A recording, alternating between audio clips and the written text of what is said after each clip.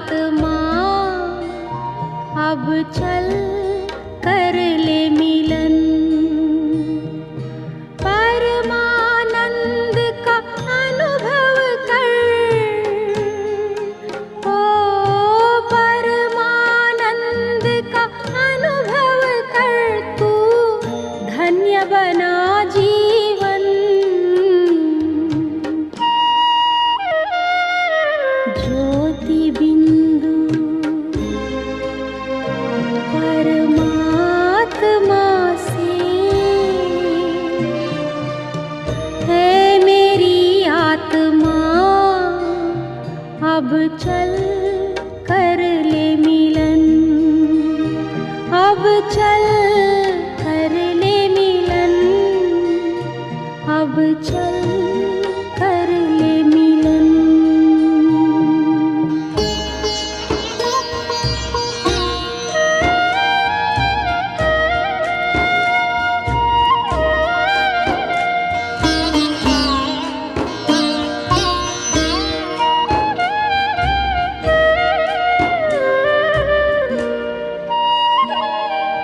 प्रभु की प्राप्ति का मूल मंत्र है संपूर्ण समर्पण।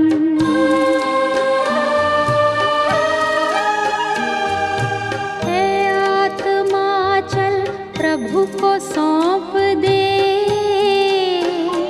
तू सारा जीवन। ओ देख प्रभु तेरे निकट विराजे। ओ देख प्रभु तेरे निकट विराजे। कर ले अभिवादन। ज्योति बिंदु परमात्मा से है मेरी आत्मा अब चल कर ले मिलन। अब चल कर ले मिलन। अब चल कर ले मिलन।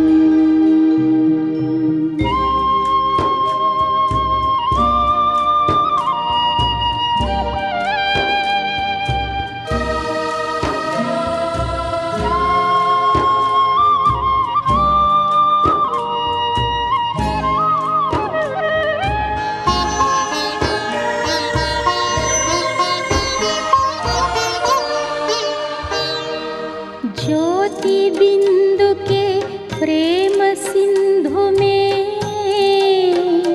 चल आज नहा ले।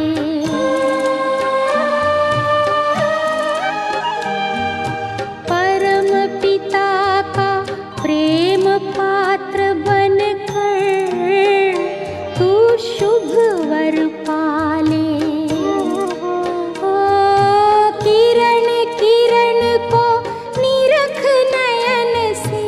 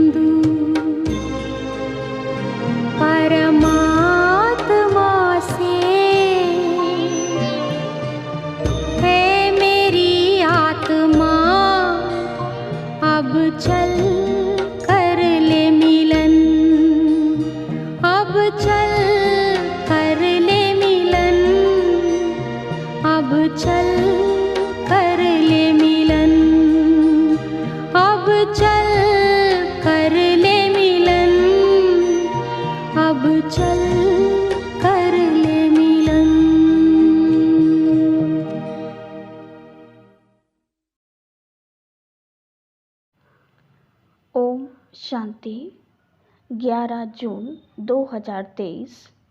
अव्यक्त बाप दादा के मधुर महावाक्य। रिवाइज मुरली 9 जनवरी 95। निश्चय बुद्धि की निशानियाँ। निश्चित विजयी और सदा निश्चिंत स्थिति का अनुभव। आज सर्व बच्चों के रक्षक और शिक्षक बाप दादा अपने सभी ब्राह्मण बच्चों के फाउंडेशन को देख रहे थे। ये तो सभी जानते हो कि वर्तमान श्रेष्ठ जीवन का फाउंडेशन निश्चय है।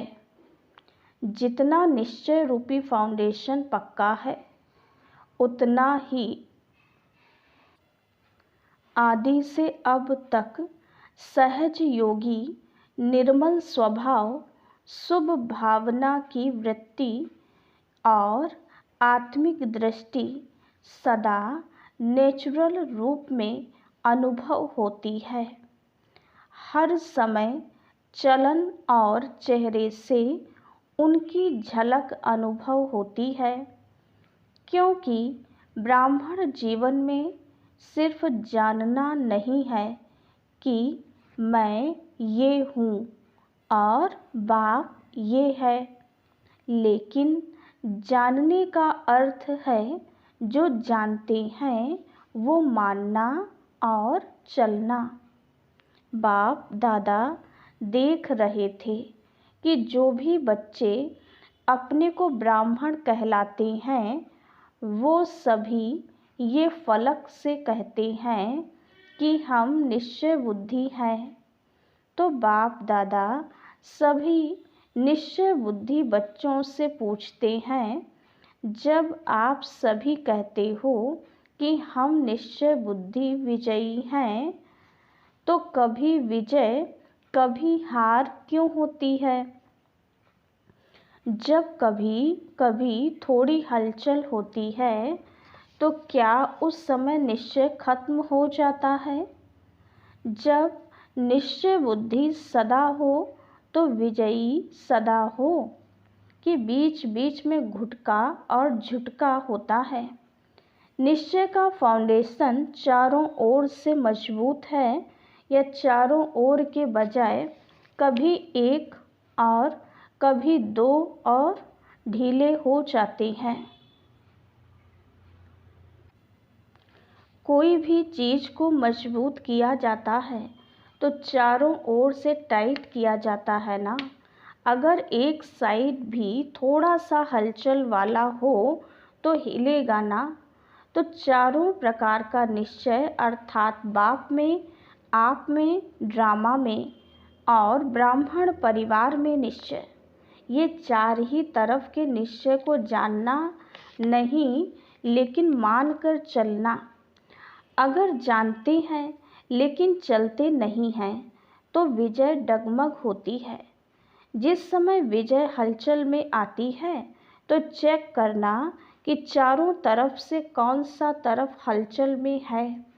बाप दादा देखते हैं कि कई बच्चों को बाप में पूरा निश्चय है, इसमें पास हैं, लेकिन अपने आप में जो निश्चय चाहिए उसमें अंतर पड़ जाता है। जानते भी हैं, कहते भी हैं कि मैं ये हूँ, मैं ये हूँ, लेकिन जो जानते हैं, मानते हैं, वो स्वरूप में, चलन में, कर्म में हो, इसमें ही अंतर पड़ जाता है। एक तरफ सोचते हैं कि मैं मास्टर सर्वशक्तिमान हूँ, विश्व कल्याणकारी हूँ, दूसरे तरफ छोटी सी परिस्थिति पर विजय नहीं प्राप्त कर सकते हैं तो मास्टर सर्वशक्तिमान, लेकिन ये परिस्थिति बहुत बड़ी है, ये बात ही ऐसी है। तो क्या ये निश्चय है कि सिर्फ जानना है लेकिन मानकर चलना नहीं?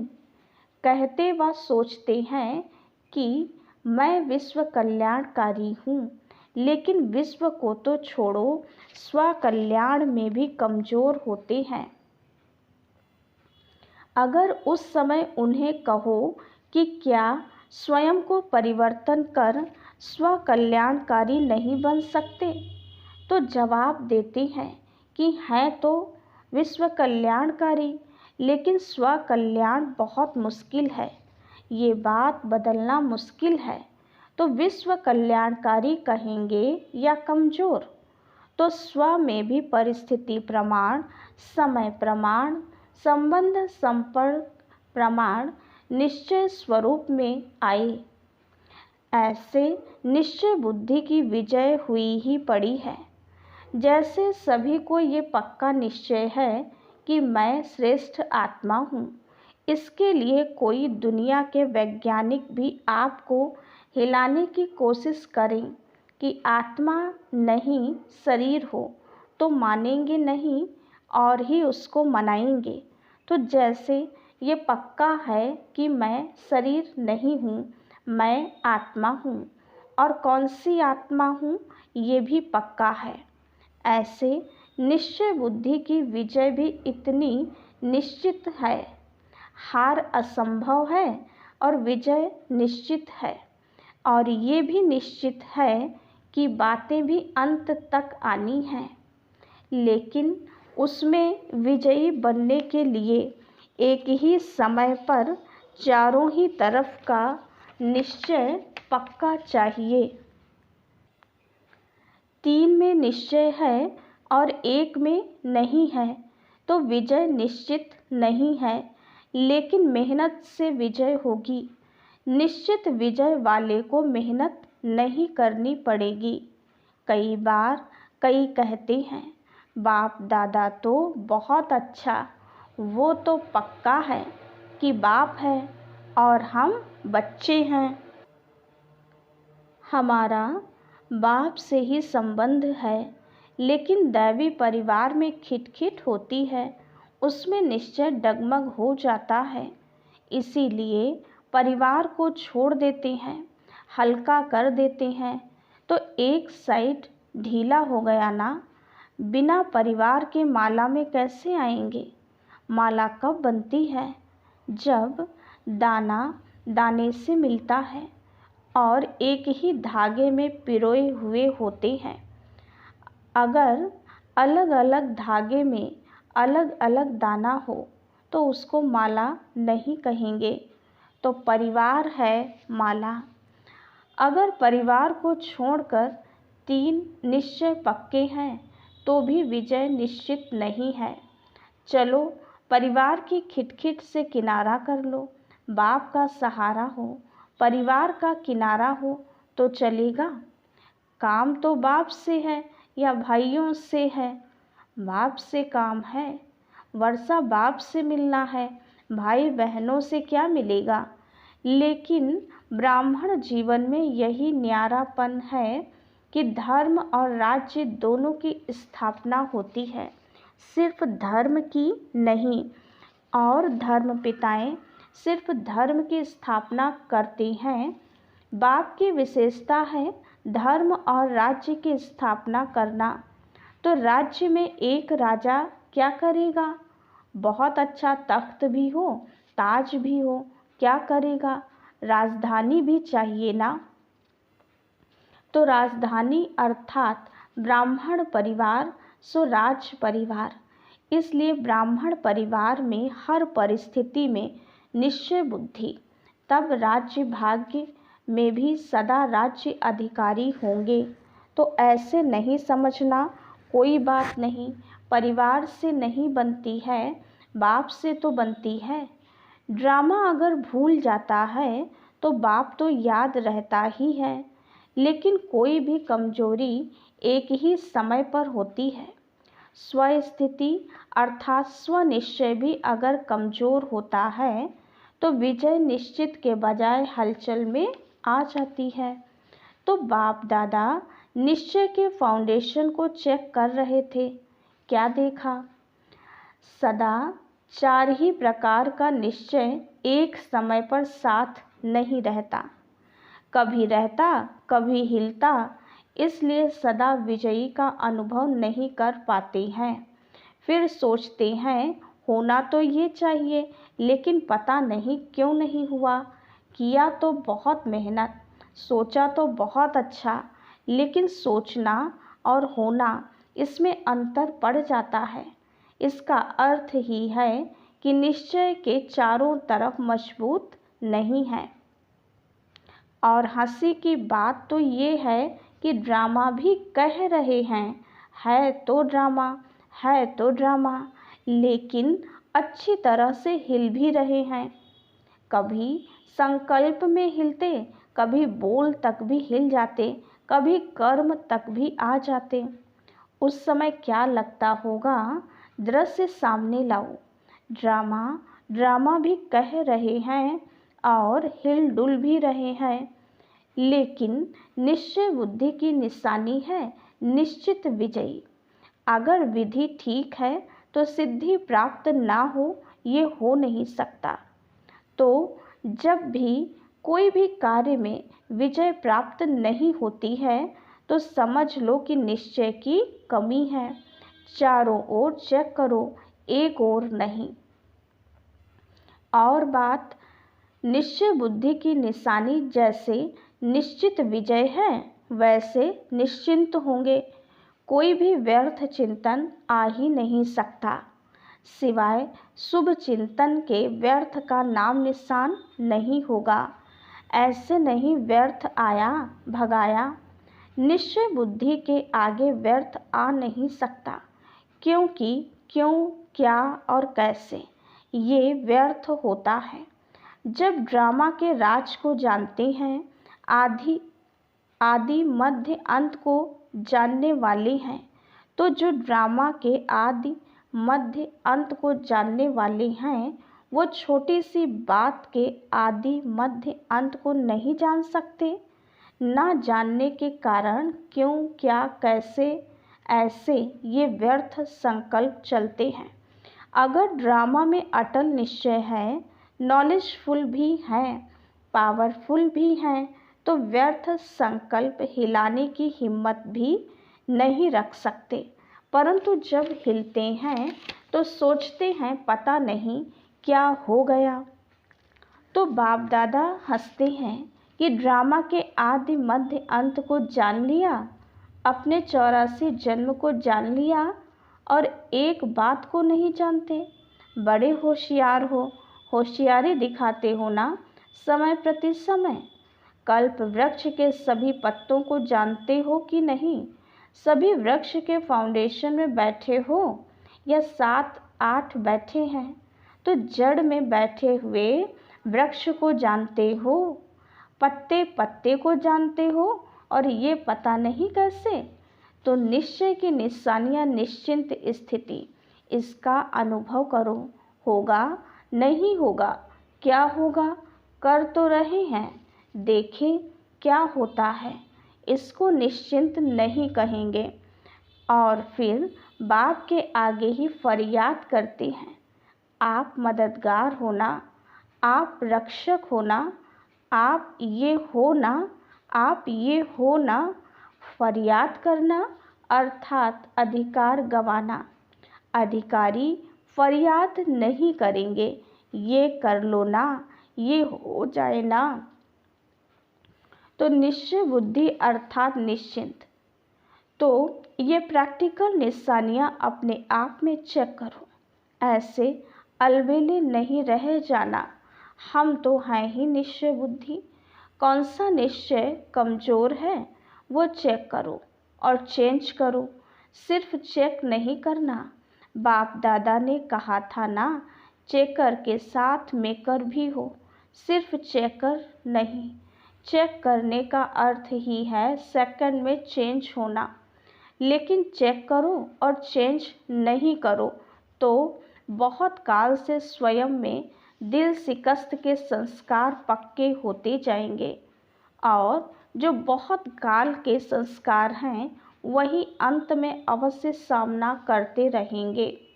कोई सोचे अंत में तो मैं सिवाय बाप के और कुछ नहीं सोचूंगा, लेकिन हो नहीं सकता। बहुत काल का अभ्यास चाहिए, नहीं तो 1 सेकंड सोचेंगे शिव बाबा शिव बाबा, शिव बाबा। और दूसरे सेकंड माया कहेगी नहीं, तुम्हारे में शक्ति नहीं है, तुम हो ही कमज़ोर। तो युद्ध चलती रहेगी। यदि निश्चिंत नहीं होंगे तो ब्राह्मण जीवन के अंत काल का जो लक्ष्य वर्णन करते हो वो सहज कैसे होगा। और अगर अंत तक ये व्यर्थ संकल्प होंगे तो वही भूतों के यमदूतों के रूप में आएंगे, और कोई यमदूत नहीं आते हैं। ये व्यर्थ संकल्प, अपनी कमजोरियां, यही यमदूत के रूप में आते हैं। यमदूत क्या करते हैं? डराते हैं और दूसरों के लिए कहेंगे विमान में जाएंगे, अर्थात उड़ती कला से पार हो जाएंगे। कोई विमान आदि नहीं है, लेकिन उड़ती कला का अनुभव है। इसलिए पहले से ही चेक करके चेंज करो। कब तक करेंगे? बाप दादा को खुश तो कर देते हैं, करेंगे, प्रतिज्ञा भी लिख देते हैं, लेकिन वो कागज़ तक रहती हैं या जीवन तक। अच्छा, आज मधुबन निवासियों का भी टर्न है। मधुबन वालों से तो विशेष बाप दादा का स्नेह है, सबसे है, लेकिन फिर भी थोड़ा सा विशेष मधुबन निवासियों से है, क्योंकि निमित्त हैं। फिर भी देखो, आप आते हैं, खातिरी तो ठीक करते हैं ना। मधुबन वाले खातिरी करने में पास है ना। मेहमान नवाजी करना ही महानता है। जिसको मेहमान नवाजी करना आता है वो महान हो ही जाता है। सिर्फ खाने पीने से नहीं, लेकिन दिल के स्नेह की मेहमान नवाजी वो सबसे श्रेष्ठ है। चाहे पिकनिक कितनी भी करा लो, लेकिन दिल का स्नेह नहीं मिला तो कहेंगे कुछ नहीं मिला। तो मधुबन वाले दिल के स्नेह सहित मेहमान नवाजी करते हैं। करते हो ना कि कोई नीचे ऊपर करेंगे तो कहेंगे बाप दादा ने ऐसे ही कहा, ऐसे नहीं करना। स्नेह के सागर के बच्चे होना, कब तक स्नेह देंगे? नहीं, गागर के बच्चे नहीं, सागर के बच्चे, बेहद। सबके पास स्नेह का स्टॉक है ना। माताओं के पास भी है, कुमारियों के पास भी है, पांडवों के पास भी है। सागर है या थोड़ा है तो कभी क्रोध तो नहीं करते होंगे ना। जब स्नेह के सागर हैं तो क्रोध कहाँ से आया? किसके संस्कारों को जानकर सेटिस्फाई करते हो ना। चाहे वो रॉन्ग है, लेकिन आप तो नॉलेजफुल हो ना, आप तो जानते हो ना कि ये क्या है। लेकिन उस समय क्या कहते हैं, इसने ऐसे किया ना, इसीलिए हमने भी किया। रॉन्ग से रॉन्ग हो गया तो क्या कमाल की, उसने रॉन्ग किया और आपने उसका रेस्पॉन्ड भी रॉन्ग ही दिया। कई कहते हैं ना, क्रोध एक बारी करते हैं तो कुछ नहीं होता, बार बार करता रहता है। तो जानते हो कि जिसका स्वभाव ही क्रोध का है तो वो क्रोध नहीं करेगा तो क्या करेगा? उसका काम है क्रोध करना, और आपका काम है स्नेह देना या क्रोध करना। वो 10 बारी करे तो आप एक बारी तो जवाब देंगे ना। नहीं देंगे तो वो 20 बारी करेगा, फिर क्या करेंगे? तो इतनी सहन शक्ति है। या उसने 10 किया, आपने आधा किया, कोई हर्जा नहीं। उसने झूठ बोला, आपने क्रोध किया, तो क्या ठीक हुआ? फिर बड़े बहादुरी से कहते हैं झूठ बोला ना, इसीलिए क्रोध आ गया। लेकिन झूठ बोलना तो अच्छा नहीं लगा और क्रोध करना अच्छा है। तो स्नेह के सागर के मास्टर, स्नेह के सागर, मास्टर स्नेह के सागर के नयन, चैन, वृत्ति, दृष्टि में जरा भी और कोई भाव नहीं आ सकता। यदि थोड़ा थोड़ा जोश आ गया तो क्या उसको स्नेह का सागर कहेंगे कि लोटा है? चाहे कुछ भी हो जाए, सारी दुनिया क्यों नहीं आप पर क्रोध करे, लेकिन मास्टर स्नेह के सागर दुनिया की परवाह नहीं करेंगे।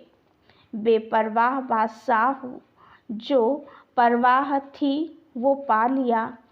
अभी इन व्यर्थ बातों से बेपरवाह बादशाह। चेकिंग की परवाह करो, चेंज होने की परवाह करो, लेकिन व्यर्थ में बेपरवाह कर सकते हो कि बच्चा, पोत्रा, धोत्रा, धोत्री थोड़ा सा क्रोध करेगा, थोड़ा सा नीचे ऊपर करेगा तो स्नेह के बजाय और भावना भी आ जाएगी। दफ्तर में जाएंगे, बिजनेस में जाएंगे, नौकर ऐसा मिल जाएगा, वायुमंडल ऐसा मिल जाएगा, लेकिन व्यर्थ से बेपरवाह बादशाह। समर्थ में बेपरवाह नहीं होना। कई उल्टा भी उठा लेते हैं, जहाँ मर्यादा होगी वहाँ कहेंगे बाप दादा ने कहा ना कि बेपरवाह बादशाह बन जाओ, लेकिन मर्यादाओं में बेपरवाह नहीं। आपका टाइटल है मर्यादा पुरुषोत्तम। ये मर्यादाएं ही ब्राह्मण जीवन के कदम हैं। अगर कदम पर कदम नहीं रखा तो मंजिल कैसे मिलेगी? ब्रह्मा बाप के कदम पर कदम रखो तो ये मर्यादाएं ही कदम हैं। अगर इस कदम में थोड़ा भी नीचे ऊपर होते हो तो मंजिल से दूर हो जाते हो और फिर मेहनत करनी पड़ती है। और बाप दादा को बच्चों की मेहनत अच्छी नहीं लगती। कहते हैं सहज योगी और करते हैं मेहनत, तो अच्छा लगता है क्या? अच्छा, बाप दादा ने ड्रिल कराई। चारों ओर के सर्व निश्चय बुद्धि श्रेष्ठ आत्माएं, सदा निश्चित विजयी आत्माएं, सदा निश्चिंत आत्माएं, सदा श्रेष्ठ विधि द्वारा वृद्धि करने के निमित्त बनने वाली विशेष आत्माएं, सदा एक बाप, एक बल, एक भरोसे में अचल अडोल रहने वाले समीप आत्माओं को बाप दादा का याद, प्यार और नमस्ते। हम रूहानी बच्चों की रूहानी बाप दादा को याद, प्यार, गुड मॉर्निंग और नमस्ते। वरदान। दिल के स्नेह और संबंध के आधार पर समीपता का अनुभव करने वाले निरंतर योगी भव। ब्राह्मण आत्माओं में कोई दिल के स्नेह संबंध से याद करते हैं और कोई दिमाग अर्थात नॉलेज के आधार पर संबंध को अनुभव करने का बार बार प्रयत्न करते हैं।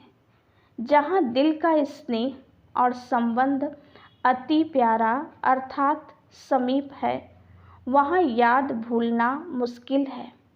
जैसे शरीर के अंदर नस नस में ब्लड समाया हुआ है, ऐसे आत्मा में निष्पल अर्थात हर पल याद समाई हुई है।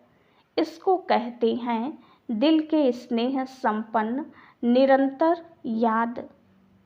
स्लोगन। निस्वार्थ और निर्विकल्प स्थिति से सेवा करो तब सफलता मिलेगी। अच्छा, ओम शांति।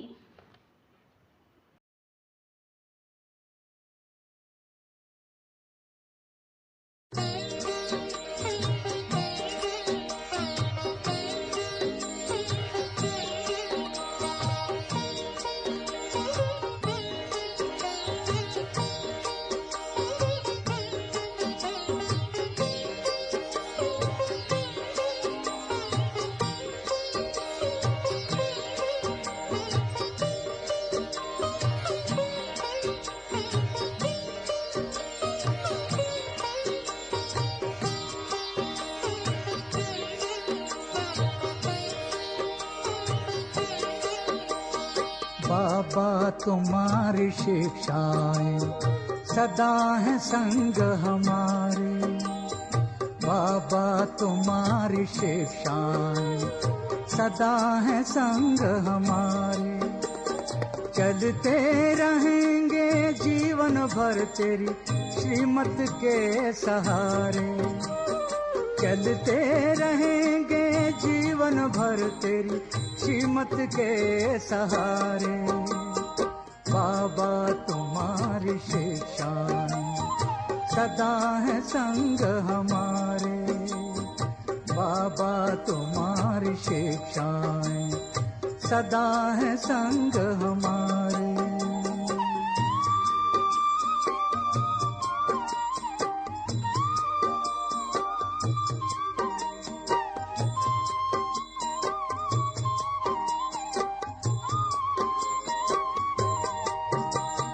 ना दुख देना ना दुख लेना तूने हमें सिखाया है। ना दुख देना ना दुख लेना तूने हमें सिखाया है।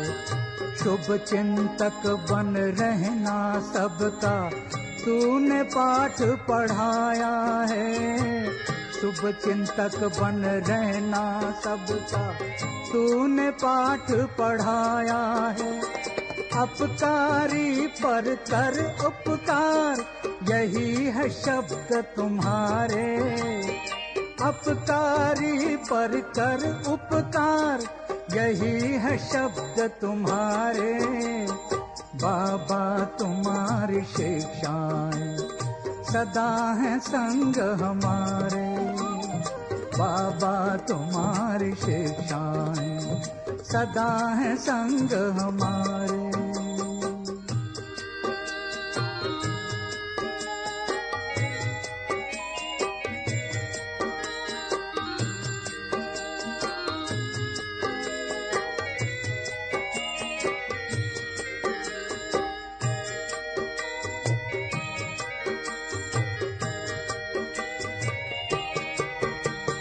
निंदक को भी स्नेह देना कहती तेरी वाणी है। कांटों को जो फूल बनाए तेरी वो दिव्य कहानी। निंदक को भी स्नेह देना कहती तेरी वाणी है। कांटों को जो फूल बनाए तेरी वो दिव्य कहानी है। तू रचता है उन गुणों का जो सबसे है न्यारे। तू रचता है इन गुणों का जो सबसे है न्यारे। बाबा तुम्हारी शिक्षाएं सदा है संग हमारे। बाबा तुम्हारी शिक्षाएं सदा है संग हमारे।